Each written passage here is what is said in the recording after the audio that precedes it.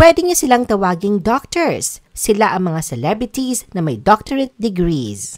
The Philippine Showbiz List presents Filipino celebrities with doctorate degrees. Mark Lapid. Walang pagsidlan ng kaligayahan si Mark Lapid, na kasalukuyang COO ng Tiaza at bahagi ng cast ng FPJ's Batang Quiapo matapos niya makapagtapos ng Doctor of Business Administration sa pamantasan ng lungsod ng Maynila.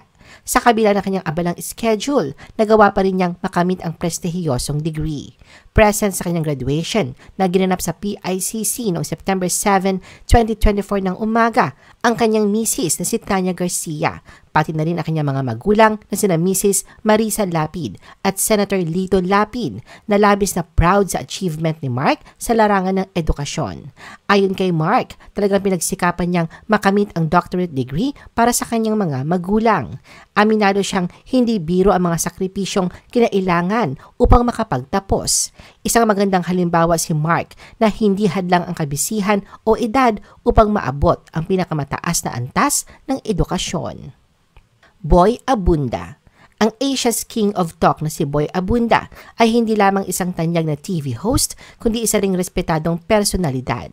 Noong 2016, natapos niya ang Doctor of Philosophy in Social Development sa Philippine Women's University, isang patunay na kanyang dedikasyon sa edukasyon.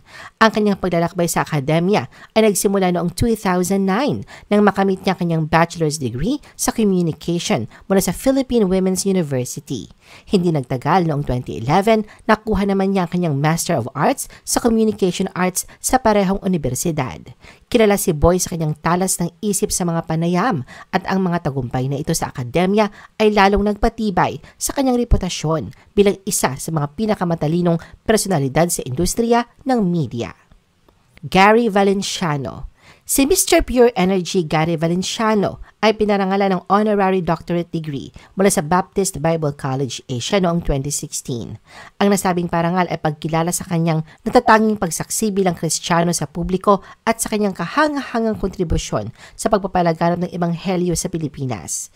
Ibinahagi ng kanyang asawang si Angeli Pangilinan Valenciano ang kanyang pagbati sa Instagram para sa tagumpay ni Gary na ginawaran ng honorary degree in humanities sa isang seremonya na ginanap sa Inaris Gym sa Pasig.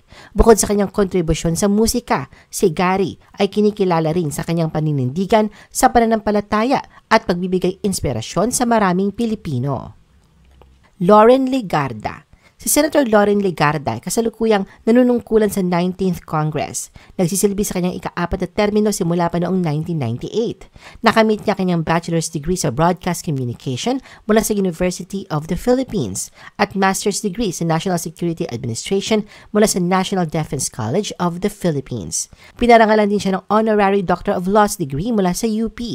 Bago ang kanyang karera sa politika, si Senator Loren ay isang batikang mamamahayag. Nagtatrabaho bilang news anchor at producer sa malalaking istasyon ng telebisyon sa Pilipinas. Dahil sa kanyang husay sa media, ginawaran siya ng 10 Outstanding Young Men Award, Outstanding Women in the Nation's Service Award at Benigno Aquino Award for Journalism, bukod sa iba pang parangal. Sa Senado, naglingkod siya bilang Majority Leader mula 2002 hanggang 2004 at President Pro Tempore mula 2022 hanggang 2024 na nagpapatunay sa kanyang kahusayan sa pamumuno at paglilingkod sa bayan. Ronald De La Rosa. Si Senator Ronald Bato De La Rosa ay nag-aral ng Bachelor of Science in Public Administration sa Mindanao State University bago siya sumali sa Philippine Military Academy noong 1982. Nagtapos siya bilang bahagi ng PMA Sinagtala Class of 1986. Pagkatapos nito, nakuha niya ang Master of Public Administration noong 1998 at PhD in Development Administration noong 2006 mula sa University of Southeastern Philippines sa Davao City. Bukod sa kanyang edukasyon, kompleto si Senator Ronald ng mga kursong Scout Ranger Orientation, Police Intelligence Officer Advanced Course at iba pa. Nagsanay din siya sa FBI Academy, US Army Ranger School at Australian Federal Police. Nakilala siya bilang bato noong unang assignment niya sa Davao dahil sa kanyang matipunong pangangatawan na inihalin tulad sa bato ng kanyang mga upperclassmen. Jessica Soho. Si Jessica Soho ay nagtapos ng kursong Mass Communication mula sa University of the Philippines, Diliman. Isa sa kanyang mga professor ang nagbigay inspirasyon sa kanya na tapusin ang pag-aaral at ipagpatuloy ang karera sa pamamahayag sa Maynila. Noong January 1985, sumali si Jessica sa GMA News and Public Affairs at naging isa sa mga pinakakilalang personalidad sa larangan ng news broadcasting. Noong 2014, kinilala ng Peabody Awards sa kanyang mga programa sa GMA na Kapuso Mo, Jessica Soho at State of the Nation with Jessica Soho dahil sa kanilang pagbabalita tungkol sa Super Typhoon Yolanda. Ang State of the Nation ay nagbigay rin kay Jessica ng sunod-sunod na pagkapanalo bilang Most Trusted News Presenter ng Reader's Digest Asia. Noong 2015, ginawaran si Jessica ng Honorary Doctorate in Humanities ng University of Northeastern Philippines sa kanilang 67th Commencement Exercises bilang pagkilala sa kanyang kontribusyon sa pamamahayag at serbisyo publiko. Maricel Laksa. Si Maricel ay nagtapos ng high school sa Assumption College sa Makati at nakamit ang kanyang Bachelor of Science in Social Sciences mula sa University of the Philippines, Manila. Kalaunan, nagtapos siya ng Master's Degree sa Family Life and Child Development sa University of the Philippines, Diliman at meron din siyang doctorate degree. Bukod sa kanyang mga akademikong tagumpay, si Maricel ay sumulat ng 6 na librong pambata na nagpapakita ng kanyang dedikasyon sa edukasyon at kabataan. Si Maricel ay kasal kay Anthony Pangilinan, kapatid ni Kiko Pangilinan, at sila ay may 5 anak, sina Ella, Donnie, Hannah, Benjamin at Solana. Bukod sa kanyang matagumpay na karera bilang aktres, si Maricel ay kilala rin sa kanyang mga ambag sa larangan ng edukasyon, pagiging ina at pagsusulat na lalo pang nagpatibay sa kanyang imahe bilang isang huwarang personalidad sa industriya at sa lipunan. Daniel Matsunaga.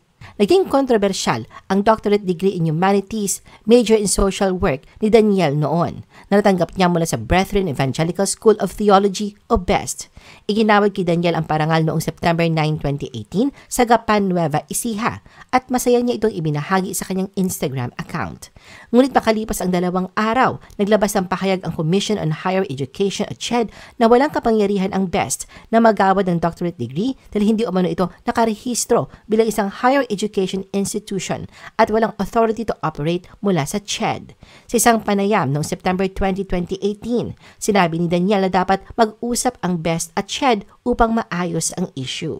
Bagamat aminadong naapektuhan siya at ang kanyang pamilya, sinabi ni Daniel na hindi niya ibabalik ang parangal na iginawad sa kanya. Ayon sa BEST, ang kanilang pamunuan ay sumailalim sa nomination at research bago gawaran si Daniel ang parangal bilang bahagi ng isang religious organization na walang kinalaman sa CHED. Richard Gomez. Ang dating alkalde ng Ormoc City at kasalukuyang kongresista ng 4th District ng Leyte na si Richard Gomez ay ngayon ay may doctorate degree sa Public Administration. Isang makabuluhang tagumpay para sa actor-turned-politician na ito. Naglakad si Richard sa graduation ceremony ng Cebu Technological University noong December 2019 upang tanggapin ang kanyang degree. Sa kanyang Instagram post, ibinahagi ni Richard ang kanyang kasiyahan sa natapos na kurso na tinawag niya napaka-enriching para sa kanya, lalo na sa kanyang papel bilang local chief executive. Ang kanyang thesis ay pinamagatang Modeling the Intertwining Constructs of Green Information Technology Adoption Diversity na kanyang dinefend sa harap ng panel ng mga professor, dean at iba pa mga nagtapos. Kasama ni Richard sa seremonya kanyang asawa na si Lucy Torres Gomez, dating kongresista ng Ormoc City at kasalukuyang alkalde ng lungsod. Bukod sa pagbibigay suporta sa kanyang asawa, si Lucy ay naging speaker rin sa seremonya, nagbigay ng inspirasyon sa lahat ng mga dumalo. Ang kanilang pagtutulungan at suporta sa isa't isa ay tunay na nagbigay ng inspirasyon sa kanilang mga followers at sa buong komunidad.